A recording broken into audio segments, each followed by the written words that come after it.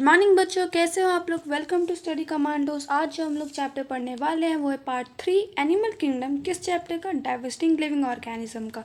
जिन बच्चों ने part 2 part 1 नहीं देखा है तो वो भी देख लीजिए, क्योंकि वो दोनों इसी चैप्टर के अंदर इंक्लूडेड हैं। तो चलिए, ये जो सीरीज़ होने वाली है बहुत बड़ी होगी, क्योंकि एनिमल किंगडम डेफिनेटली बहुत बड़ा टॉपिक है, तो उसको कवर करने के लिए ज़्यादा टाइम चाहिए। तो बिना किसी देरी के हम लोग स्टार्ट करते हैं। चलिए, तो सबसे पहले एनिमल किंगडम के बारे में थोड़ी इन्फॉर्मेशन ले लीजिए। वैसे इसके बारे में इन्फॉर्मेशन हम लोगों ने पार्ट 1 में इंट्रोडक्शन में ही ले ली थी, पर फिर भी थोड़ा लेना ज़रूरी है।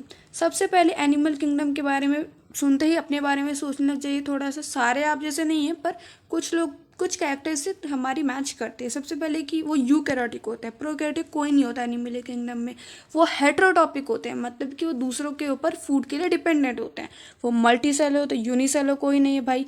ये सेल वॉल बियर नहीं करते, ना ही क्लोरोप्लास्ट इनके पास है, और इनके सब ग्रुप्स होते हैं। अब ये सब ग्रुप्स कौन होते हैं वही हमको आज देखना है। तो ठीक है, आप लोगों को इतने सुंदर सुंदर एनिमल्स यहाँ दिख रहे होंगे, तो चलिए हम आगे इनके बारे में पढ़ते हैं एक एक करके डिटेल में। सबसे पहला जो फाइलम है एनिमल किंगडम में, हम लोग फाइलम कहते हैं किसी भी ग्रुप को, और प्लांट किंगडम में हम लोग डिविजन्स कहते हैं। तो पॉरीफेरा वर्ड से आपको सबसे पहला वर्ड जो दिमाग में आ रहा होगा वो डेफिनेटली पोर्स आ रहा होगा।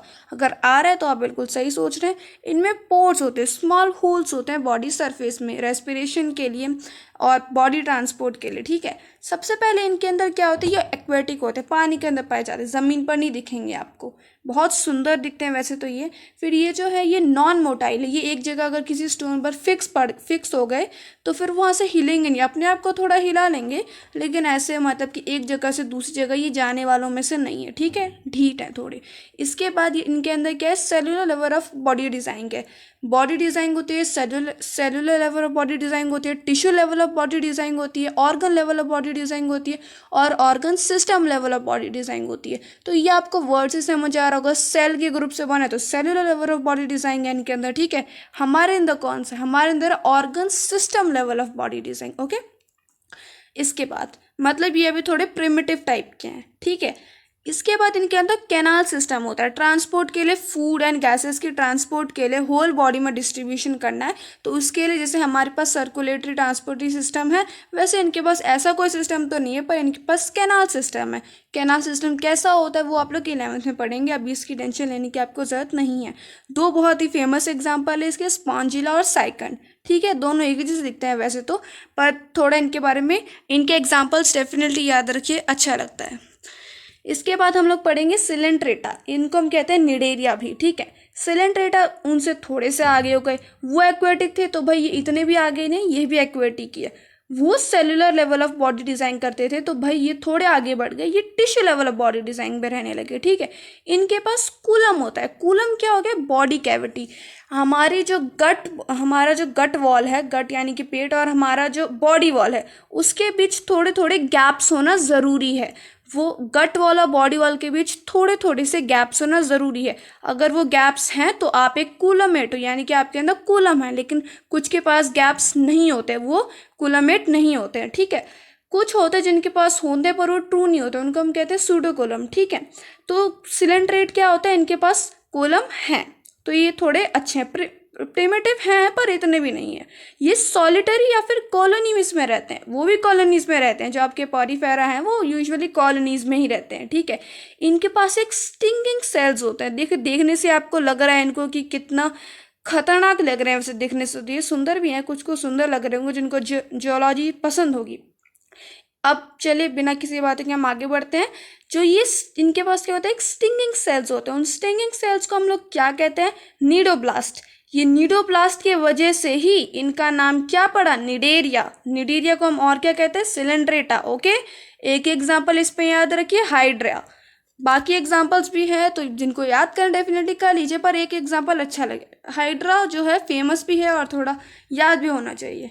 उसके बाद हम पढ़ेंगे प्लेटीहेल्मिंथेस। प्लेटीहेल्मिंथेस को हम कहते हैं फ्लैट वर्म्स। ये चपके से मतलब फ्लैट होते हैं, और इनमें छोटे छोटे आपको आईज दिखेंगे। ये आप देख रहे हैं जो कि ब्लू बैकग्राउंड में आपको दिख रहा है, इनके पास छोटे छोटे से आईज होते हैं। ठीक है, तो ये जो होते हैं ये बायलेटरल सिमेट्री होते हैं, इनके अंदर होती है। बायलेटरल सिमेट्री क्या होती है, बायलेटरल सिमेट्री का मतलब होता है कि जो बॉडी है उसको लेफ्ट और राइट हाफ्स में हम लोग डिवाइड कर सकते हैं। मान लीजिए एक स्केल हमने डाला तो उनका जो लेफ्ट साइड होगा और जो राइट साइड होगा वो आपस में इक्वल होगा, ठीक है। उसके बाद हम लोग पढ़ेंगे, देखिए डॉर्सो वेंट्रली फ्लैटन होते हैं। जो डॉर्सो वेंट्रली है वो आप ज़्यादा टेंशन मत लीजिए। वेंट्रल और हमारे डॉर्सल जो वर्ड्स है उनके बारे में अभी आपको पढ़ने की ज़रूरत नहीं है। आपको बस जो याद रखना है वो ये है कि ये फ्लैट एंड होते हैं, ठीक है, एकदम चपके चपके से होते हैं। ये क्या होते हैं, फ्री लिविंग होते हैं, मतलब अपना एग्जिस्टेंस रख सकते हैं, पर ये पैरासाइटिक भी होते हैं, यूजुअली पैरासाइटिक ही होते हैं। इसके बाद ये जो होते हैं इनके अंदर tissue level of body design होता है, ठीक है। अभी तक हमने एक ही पढ़ा है cellular level of body design वाला पॉरीफेरा, बाकी सब अभी तक टिश्यू लेवल ही चल रहे हैं, ठीक है। मतलब ये प्रिमिटिव है, अभी ऑर्गन भी नहीं आया इनमें। तो फिर उसके बाद जो है इनके पास बॉडी कैविटी है कि नहीं है, बिल्कुल नहीं है, इनके पास कोई बॉडी कैविटी नहीं है, मतलब ये कोलोमेट नहीं है, ठीक है। तब भी इसका मतलब थोड़े प्रिमिटिव हो गए। अब जो है इनके एग्जांपल्स आप लोग याद रखिए, प्लेनेरियन एंड रिवर फ्लूक्स, ठीक है। इनमें से एक याद रखिए या दोनों याद रख लीजिए, कोई बात नहीं, एग्जांपल्स याद हो जाते हैं। तो चलिए हम लोग नेक्स्ट फाइलम की ओर बढ़ते हैं। नीमाटोडा बहुत ही फेमस है और बहुत ही अच्छा फाइलम लगता है मुझे। तो ये जो होते हैं ये बायलेटरल सिमेट्री होते हैं। अभी मैंने आपको बताया बायलेटरल सिमेट्री क्या होती है, वर्ड आप लोग बहुत बार सुनेंगे। इसका ये मतलब है कि मान लीजिए कोई ऑर्गेनिज्म है, उसको हमने बीच से काटा तो जो उसका लेफ्ट और जो राइट हाफ होगा वो आपस में आइडेंटिकल होगा, ठीक है। अब जो हमें पढ़ना है ये बायलेटरल सिमेट्री होती है। तो और ये क्या होते हैं, ये होते हैं ट्रिप्लोब्लास्टिक। ट्रिप्लोब्लास्टिक क्या होते हैं, 3 लेयर्स होती हैं किसी भी चीज़ की, किसी भी हमारे सेल की।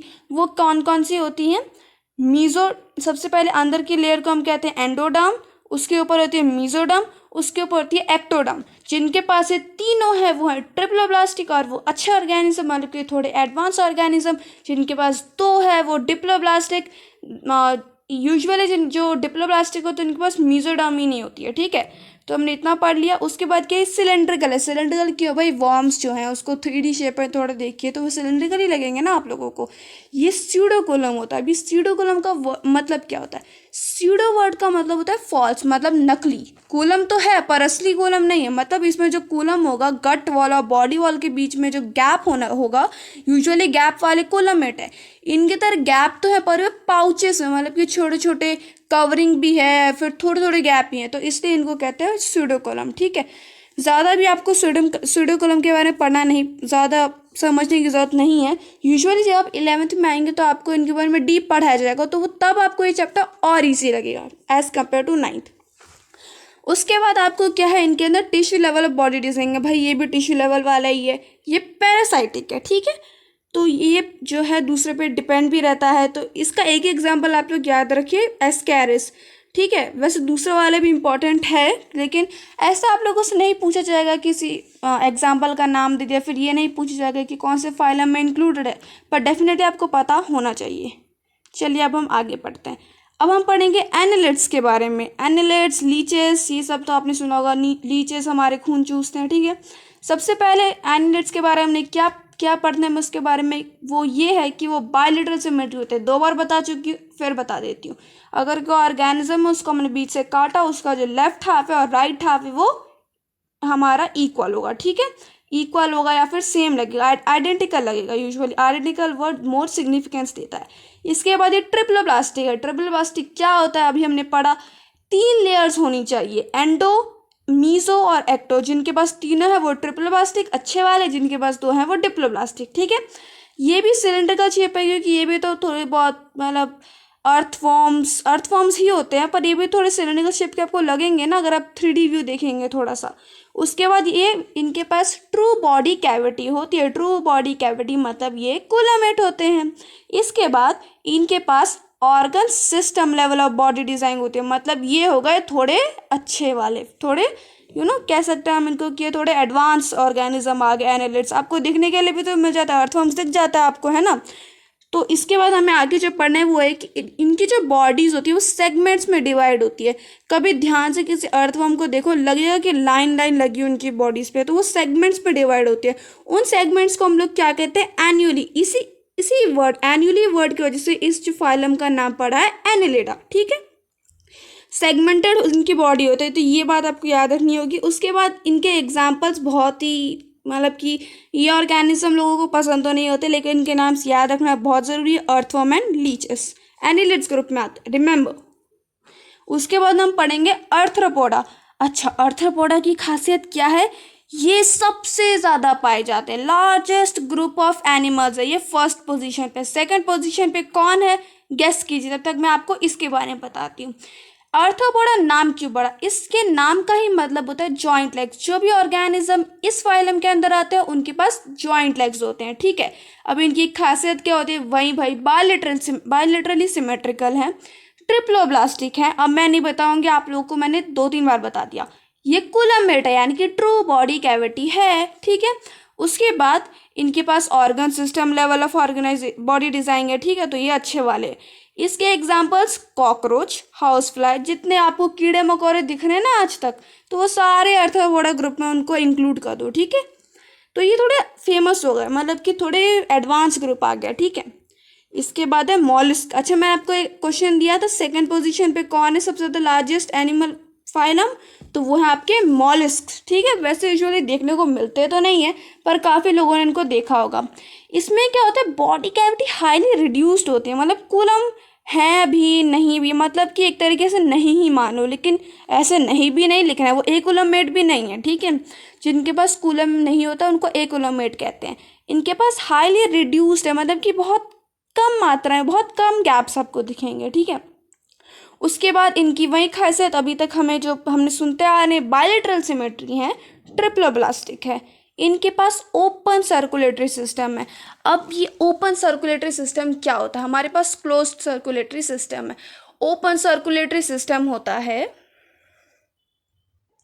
यूजुअली क्या होता है, आपके जो हार्ट है वो ब्लड पंप करेंगे, उसके बाद आर्टरीज वेन्स आपकी जो ब्लड है उनको जहाँ पे टारगेट साइट है यूजुअली हर एक सेल के पास लेके जाएगी।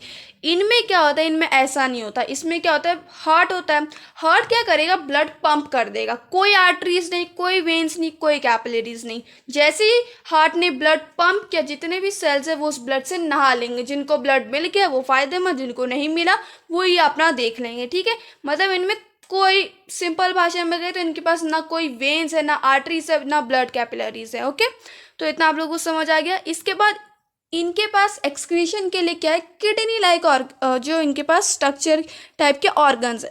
यूजुअली किडनी का फंक्शन तो वो नहीं कर पा रहे हैं, लेकिन उनके पास किडनी शेप, किडनी के कुछ फंक्शंस रिजेंबल करते हैं इनके एक्सक्रीटरी सिस्टम के 1-2 ऑर्गन्स, ठीक है। इसके बाद इनके पास हाईली मस्कुलर फुट होते हैं, ठीक है। मूवमेंट के लिए यूजुअली ये मोटाइल हैं, तो इनके पास मूवमेंट के लिए क्या होता है? हाईली मस्कुलर फुट, मसल्स वाले फुट हो गए इनके पास। इनके एग्जांपल्स पीला और चिटन आप लोगों को याद रखने पड़ेंगे, आ भी जाता है कभी कभी क्वेश्चन, ठीक है। सेकंड पोजीशन पे कौन है सबसे बड़ा लार्जेस्ट एनिमेलिया फाइलम? वो है हमारा मॉलस्का, ठीक है। चलिए अब हम पढ़ते हैं इकाइनोडर्माटा के बारे में। जानती हूँ बहुत बड़ा ये जो वीडियो बनेगा, लेकिन अच्छा है, इंटरेस्टिंग चैप्टर है, कोई कहाँ इसमें बुराई है, अच्छा तो लगता है। उसके बाद इकाइनोडर्माटा जो है, इनके पास इनकी खासियत क्या है? ये देखने में थोड़े खुरदुरे दिखेंगे, कुछ को सुंदर लगते हैं। भाई स्टारफिश किन किन ने देखा है? वो इसी ग्रुप में आते हैं। तो अब स्टारफिश को देखो, देखा तो किसी ने भी नहीं है, पर थोड़ा रिजम आप सोच तो सकते हैं, टीवी में तो देख ही लेते हो आप उनको, ठीक है। तो वो कैसे दिखते हैं? थोड़े खुरदुरे दिखते हैं, थोड़े स्मूथ भी दिखते हैं। तो वो स्पाइनी है, उनके ऊपर वो स्किनी है, यूजुअली उनका स्किन अच्छा है, सिंपल स्किन है उनकी, थिन स्किन है। उसके ऊपर स्पाइंस बने हुए हैं छोटे छोटे, जो वो कभी कभी प्रे को कैच करने के लिए, मूवमेंट के लिए भी यूज होते हैं, ठीक है। फ्री लिविंग ऑर्गेनिज्म है, मतलब कि अकेले पड़े होते हैं। स्टारफिश को कभी देखा है किसी ग्रुप में? आप डिस्कवरी चैनल्स में देखते होंगे, कभी ग्रुप में नहीं देखते, अपने पड़े रहते हैं कहीं पे, ज़्यादा हिलना डुलना नहीं करते हैं। उसके बाद ये मैराइन वाटर्स में एकदम डीप शैलो ऐसे में पाए जाते हैं, ठीक है। एकदम डीप जो आपका एंड हो गया, शैलो एंड्स में नहीं पाए जाते, एकदम डीप एंड्स में वो पाए जाते हैं। ऐसे थोड़ी ना आप लोगों को स्टारफिश कहीं तैरता हुआ दिखता है। किसी भी एक ग्रुप के किसी एग्जाम्पल को याद रखिए, उसकी कैरेक्टरिस्टिक के बारे में सोचिए और इसके आंसर लिख दीजिए, ठीक है। उसके बाद ये क्या है? ट्रिप्लोब्लास्टिक है भाई, तीनों जर्म लेयर्स। अच्छा, मैंने जो तीनों एंडो, एक्टो, मीजो बताए, उन सबको हम क्या कहते हैं? जर्म लेयर्स, ठीक है। कूलोमेट हैं, कूलम्स है, इसके अंदर गैप्स है गट और बॉडी वॉल के बीच में। उसके बाद इनके पास होता है ट्यूब सिस्टम मूवमेंट के लिए। कैसा सिस्टम? Tube system. देखिए ये जो आपका है सुंदर सा स्टारफिश, इसके अंदर क्या है? Tube system. अभी मैं आपको एक बहुत ही इंटरेस्टिंग बात बताने वाली हूँ नेक्स्ट पॉइंट के बारे में। इनके पास हाई पावर ऑफ रीजेनरेशन होती है। मतलब मान लीजिए आपके पास गलती से एक स्टारफिश आ गया, ठीक है, आप जॉब कर रहे हैं, आपने मेराइन किसी एसोसिएशन में जॉब किया, आपके पास एक स्टारफिश आ गई। आपने क्या किया? स्टारफिश के एक एक जो फिन्स हम कह सकते हैं उसको काटा और उसको अलग अलग अलग जगह फेंक दिया। अब आप लोग देखेंगे कि वो जो एक एक के जो पार्ट्स भी आप लोगों को दिख रहे हैं ना, ये अपने आप एक पूरा स्टारफिश बन जाएंगे। सोचे कितनी बड़ी बात है। मान लीजिए अगर हम इसे ह्यूमंस में अगर ये रीजनरेशन पावर होती, यूजुअली ह्यूमंस में भी होती है, जो आपके लिवर है उसके पास हाई पावर ऑफ रीजनरेशन है। अगर आपके लिवर का एक टुकड़ा काट दिया जाए तो फिर वो अपने आप ग्रो कर जाता है, लेकिन पूरी बॉडी में थोड़ी ना हमारा पावर ऑफ रीजनरेशन। लेकिन अगर ये होता तो सोचे कितना अच्छा होता। अगर मैं आपकी एक अंगूठा में आपका काट देती और उस अंगूठे को मैं किसी भी टेबल पर रख देती, तो कुछ दिन बाद क्या होता? वो अंगूठा अपने आप एक पूरा इंसान बन जाता। अच्छा, मैं आपसे ये कितनी इंटरेस्टिंग बात है। अब मैं आपसे एक रिलेटेड क्वेश्चन पूछती हूँ। क्या ये जो रीजनरेशन पावर ये आपके जो हाउस लिजर्ड्स उनमें है? तो आप लोगों का दिमाग में आ रहा हो कि भाई है, उनकी पूंछ कट जाती है तो पूंछ तो बन जाती है, तो वो उनके पास पावर ऑफ रीजनरेशन तो है। लेकिन ऐसा नहीं है। पावर ऑफ रीजनरेशन का मतलब क्या है? अगर ऐसा होता है कि उस जो छिपकली है या फिर जो हमारे लिजर्ड्स हैं, अगर उसकी कटी हुई पूंछ से वापस एक हमारा लिजर्ड बन जाता, वो रीजनरेशन कहलाता। ऐसा थोड़ी है कि उसकी पूंछ कट गई पूंछ बन गई वो रीजनरेशन, वो तो ग्रोथ है नॉर्मल। रीजनरेशन का मतलब कोई एक छोटा सा पार्ट काटा, उससे वो होल ऑर्गेनिज्म बन गया। तो ये बहुत बड़ी जो हाई पावर ऑफ रीजनरेशन है वो किस में पाई जाती है? हमारे स्टारफिश में। कुछ स्पेशलाइज्ड सेल्स होते हैं जिनको हम टोटिपोडेंट सेल्स कहते हैं, वो ये काम करते हैं। उनके बारे में अभी आपको पढ़ने की ज़रूरत नहीं है, बस आपका इंटरेस्ट बनाने के लिए इस चैप्टर में मैंने आपको ये बात बताई। फिर एक एग्जांपल आप लोगों को पता चला स्टारफिश, ठीक है। बस उसके बाद ये सी ऑर्गेन्स ये सब आप क्या पढ़ेंगे, ये ज़्यादा इंपॉर्टेंट नहीं है, ठीक है। अब आगे प्रोटोकोडाटा। भाई मतलब आप थोड़े सेशन के दी एंड में आ गए, अगर अभी तक की बातें समझ आ गई हैं तो बढ़िया है, खुश हो जाओ, ठीक है। प्रोटोकोडाटा का जो मैंने जिसे फोटो पे मैंने लाइन में आई है, वो आपके 9th में भी है डेफिनेटली और आपके 11th में भी है, तो ये थोड़ा देख लीजिएगा, क्वेश्चन नहीं आएगा इससे। ये क्या होते हैं? ये बायलिटरली सिमेट्रिकल होते हैं। ये वर्ड तो हम सुनते सुनते थक गए हैं। उसके बाद ये ट्रिप्लोब्लास्टिक होते हैं, यानी कि तीनों जर्म लेयर्स होते हैं। लेफ्ट और राइट जो हाफ्स होते हैं वो आइडेंटिकल होते हैं। सिलेंड्रिकल इन शेप होते हैं। कोलामेट होते हैं। ये सब वर्ड्स आप अगर आपको पता हो तो आप कितने ईजी से किसी भी फाइलम को डिस्क्राइब कर सकते हैं, क्यों नहीं, है ना। नोटोकोड होता है इनके पास। क्या खासियत है इनके पास नोटोकोड। हर एक फाइलम के पास एक एक खासियत है ना, तो इनकी खासियत इनके पास नोटोकोड है। नोटोकोड आप एक तरीके से वर्टिब्रल कॉलम ही समझ लीजिए। वर्टिब्रल कॉलम क्या हो गया? हमारी रीढ़ की हड्डी। तो इधर से हमारे जो वर्टिब्रल कॉलम है ये स्टार्ट हो जाते हैं बनना, ठीक है। कुछ बच्चे क्या करते हैं, पहले माइंड मैप्स पढ़ने लगते हैं, उसके बाद वो लोग स्टार्ट करते हैं फाइलम को पढ़ना। तो आप ऐसा मत कीजिए, पहले फाइलम के बारे में पढ़िए, फिर माइंड मैप्स पढ़िए, फिर एक बार रीड आउट कीजिए, तो आपको समझ आ जाएगा, ठीक है। तो अभी आपने क्या पढ़ा? इनके पास नोटोकोड होती है, वर्टिब्रल कॉलम होती है जिनको हम कह सकते हैं। इसका काम क्या होता है? ये मसल से अटैच करा देती है और आपको सपोर्ट करती है मूवमेंट में। आपको बहुत सारी सपोर्ट मिलता है। आप सोचें आपके वर्टिब्रल कॉलम यानी कि जो आपका स्पाइन है उससे आपको क्या क्या आपको इससे बेनिफिट्स होते हैं। उसके बाद इसका एक ही एग्जांपल याद रखिए, बहुत ही फेमस है, बैलगनोसिस। ये जिसमें मैंने टिक किया वही है बैलगनोसिस, ठीक है। चलिए आगे बढ़ते हैं। वर्टिब्राटा। अच्छा है तो ये लास्ट फाइलम, पर इस फाइलम के 2-4 और सब फाइलम है, तो उसकी टेंशन मत लीजिए, पर ये लास्ट है, हाँ। उसके बाद वर्टिब्राटा में क्या है? वर्टिब्राटा में नोटोकोड यानी कि वर्टिब्रल कॉलम जो है, नोटोकोड का मतलब समझ आ गया, वर्टिब्रल कॉलम यानी कि रीढ़ की हड्डी, बैकबोन। तो ये किसी भी स्टेज में इनके प्रेजेंट होती है, ठीक है। सेम नहीं होती सबकी, लेकिन प्रेजेंट सब में होती है। इनके पास नर्व कार्ड होता है। वहीं डॉर्सल और वेंट्रल जो अभी आपको पढ़ने की जरूरत नहीं है, ये एक तरीके से एनाटॉमी का पार्ट है, ठीक है। उसके बाद ये ट्रिप्लोप्लास्टिक होते हैं, 3 जर्म लेयर होती हैं। इनके पास गिल्स होते हैं पाउचेस के फॉर्म में, ठीक है। गिल्स सब में नहीं होते, कुछ कुछ में होते हैं। इसके बाद इनके पास ट्रू बॉडी कैविटी होती है यानी कि कुलम हेड होते हैं। इनके जो सब फाइलम्स हैं यानी कि क्लासेस वो है पीसीएस, एम्फीबिया, रेप्टाइला, एव्स, मैमेलिया। थोड़ा थोड़ा इन सब के बारे में पढ़ेंगे। चलिए पहले देख लीजिए कितने सुंदर सुंदर एनिमल्स हैं।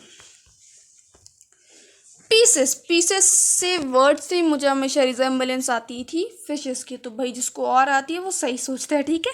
अब फिशेस के बारे में आपने जितना बचपन में पढ़ा वो सब लिख दीजिए। ये पानी में पाए जाते हैं, फ्रेश, मैराइन, दोनों वाटर में। इसके बाद इनके ऊपर स्केल्स होते हैं, स्केल्स, इनकी बॉडी थोड़ी स्मूथ होती है तो वो जो स्केल्स होते हैं, और प्लेट्स, स्केल्स प्लेट्स दोनों सेम ही वर्ड है, ठीक है।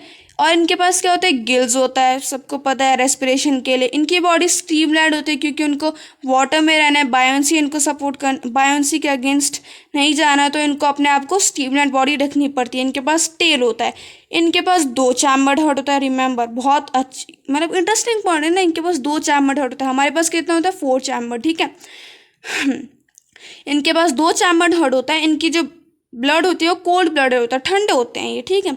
उसके बाद क्या होता है, skeleton is made up of cartilage और बोन्स। इनकी जो स्केलेटन होती है वो कार्टिलेज या फिर वीक बोन्स, बोन्स भी इतने स्ट्रांग नहीं होते, कुछ कुछ तो गले में अटक जाते हैं, जो बच्चे फिश खाते होंगे उनके, ठीक है। अच्छा, इसके एग्जाम्पल आप याद रखिए, बहुत सारे एग्जाम्पल बच्चों को वैसे भी याद रहते हैं। एक एग्जाम्पल याद रखिए, लेबियो रोहिता, रोहू फिश सुनी है बच्चों ने, तो वही है वो, ठीक है।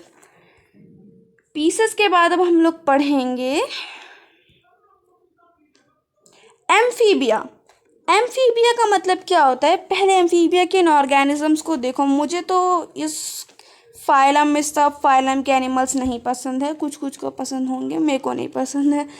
तो इनका क्या होता है, इनकी स्किन्स बहुत पतली होती है, क्यों, क्योंकि इनको स्किन के थ्रू ही अपना रेस्पिरेशन करना होता है। अच्छा, पहले इसके बारे में पढ़ लेती हूँ, फिर पढ़ लेते हैं, उसके बाद एक आपको और इंटरेस्टिंग बात बताएंगे फ्रॉक्स के बारे में, ठीक है। इनकी स्किन बहुत पतली होती है गैस एक्सचेंज के लिए। इनके पास 3 चैम्बर्ड हार्ट होते हैं और इनका ब्लड कोल्ड होता है, कोल्ड ब्लड होता है, ठंडे बॉडी होती है, ठीक है। अच्छा, जो कोल्ड ब्लडेड होते हैं ऑर्गेनिजम्स होते हैं, जो कोल्ड ब्लडेड ऑर्गेनिजम्स होते हैं, तो वो क्या होता है, वो अपने जो बॉडी रेगुलेशन, बॉडी टेम्परेचर को रेगुलेट नहीं कर पाते हैं, ठीक है, वो हमेशा गर्म नहीं रख पाते हैं। उसके बाद लेकिन ये कोल्ड ब्लडेड होते हैं, ये पानी में और ज़मीन में भी पाए जाते हैं। फ्रॉग्स अच्छा एग्जांपल है। ये एग्स तो ले करते हैं पर इनके पास हार्ड शेल नहीं होता, तभी इनको क्या करना पड़ता है, पानी में अपने एग्स ले करते हैं और बार बार इनको जाके देखना पड़ता है कि कहीं इनके एग्स फूट तो नहीं गए हैं, ठीक है। इनके एग्जांपल्स हो गए फ्रॉग्स एंड सैलामेंडर्स। जो सैलामेंडर्स होते हैं यूजुअली वो छिपकलियाँ जैसी दिखती हैं, ठीक है, तो ये याद रखिए। अच्छा, मैं आपको इंटरेस्टिंग बात ये बताने वाली थी कि जो फ्रॉग्स होते हैं, फ्रॉग्स में एक खासियत होती है। वो खासियत क्या होती है, अपने अगर किसी ने बहुत ध्यान से कभी फ्रॉग को देखा होगा तो उसने देखा होगा कि फ्रॉग भी जो क्या करता है, हमेशा अपना मुंह ऐसे ऐसे करते रहता है, गला या ऐसे ऐसे हिलाता रहता है ना। वो क्यों करता है, इनके पास एम्फीबिया ग्रुप में एक खासियत होती है कि रेस्पिरेशन कर सकते हैं तीनों से, मुंह से, ऑरोफेरेंजियल कैविटी में इनके क्या होता है, जैसे मुंह के अंदर ना बहुत सारे इनके अंदर कैपिलरीज प्रेजेंट होते हैं। ये क्या करता है, जो फ्रॉग, यूजुअली फ्रॉग ही ऐसा करता है और ज़्यादा सारे एम्फीबिया नहीं करते, लेकिन एम्फीबिया की क्वालिटी है कि वो स्किन, लंग्स और अपने जो माउथ से वो रेस्पिरेशन कर सकते हैं।